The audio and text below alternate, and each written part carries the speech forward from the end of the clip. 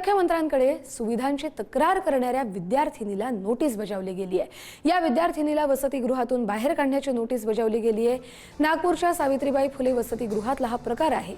ट्रेनिंगला नोकरी दर्शवून विद्यार्थिनीला नोटीस बजावली गेली आहे। वसतिगृहात कूलरची सुविधा नसल्याची तिने तक्रार दिली होती। मुख्यमंत्र्यांकडे तक्रार केल्याचा राग ठेवत विद्यार्थिनीला नोटीस बजावली गेली आहे। आकांक्षा उकेला आज वसतिगृह सोडावं लागणार आहे।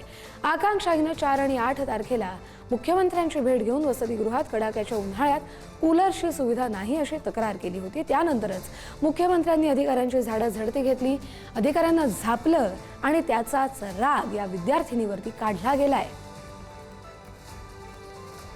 अधिकचे अपडेट घेऊया आपले प्रतिनिधी जितेंद्र शिंगाडे यांच्याकडून। जितेंद्र, अतिशय धक्कादायक असा हा प्रकार।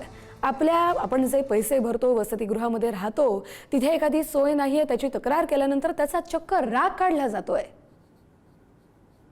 नक्कीच कस्तुरी, अतिशय धक्कादायक अशी ही घटना म्हणावी लागेल। कारण नागपूरच्या पेसा या नगरपालिकेमध्ये सावित्रीबाई फुले वसतिगृह आहे मुलींचं। या वसतिगृहामध्ये या मुली राहतात आणि तिथे कूलर नाहीये। सध्या आपल्याला माहिती आहे की नागपुरात भीषण उष्णतेची लाट पसरलेली आहे। अशा परिस्थितीमध्ये कूलर नाही, कूलरची व्यवस्था करावी म्हणून एबीव्हीपीच्या माध्यमातून या मुलीने मुख्यमंत्र्यांकडे निवेदन दिले होतं। त्यानंतर मुख्यमंत्र्यांनी अधिकाऱ्यांना इथे कूलर लावण्याची सूचना दिलेल्या होत्या। मात्र मुख्यमंत्र्यांकडे तक्रार का केली असा राग मनात धरून जे प्रशासन आहे वसतिगृहाचं, त्यांनी आता या मुलीला बाहेर काढण्याची नोटीस बजावलेली आहे।